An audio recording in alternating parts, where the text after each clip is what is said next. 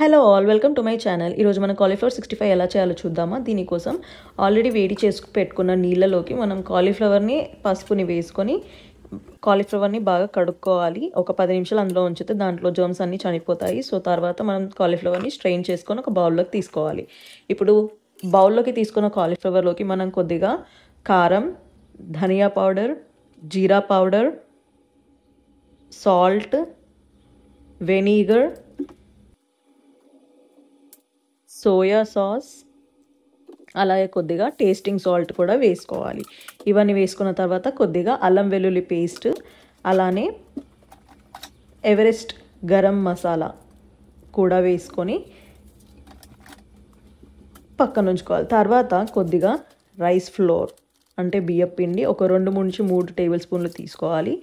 అలాగే మైదా వచ్చేసి ఒక 4 to 5 టేబుల్ స్పూన్స్, అలాగే కార్న్ఫ్లోర్ వచ్చేసి 2 to 3 టేబుల్ స్పూన్స్ తీసుకొని ఇవన్నీ వేసుకొని బాగా కలుపుకోవాలి. కాలీఫ్లవర్లో ఉన్న తడితోనే మనము కలిపేసుకోవచ్చు, బట్ ఇంకా మీకు కావాల్సి వస్తే కొద్దిగా వాటర్ యాడ్ చేసుకొని కలుపుకోవచ్చు.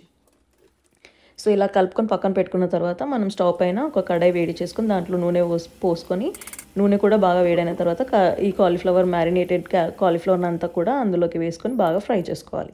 ఇంతకుముందు నేను కలర్ వేసుకోవడం చూపించలేదండి. సో ఇప్పుడు కలర్ వేసుకొని ఎలా చేసుకోవాలో చూపిస్తున్నాను. కొద్దిగా కలర్ యాడ్ చేసుకొని బాగా కలుపుకొని దానంతా నూనెలో వేసుకొని బాగా ఫ్రై చేసుకోవాలండి.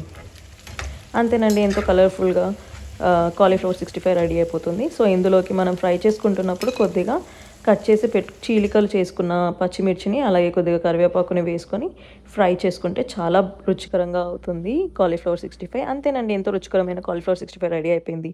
మీకు కనుక నాకు వీడియో నచ్చినట్టయితే ప్లీజ్ లైక్ అండ్ సబ్స్క్రైబ్.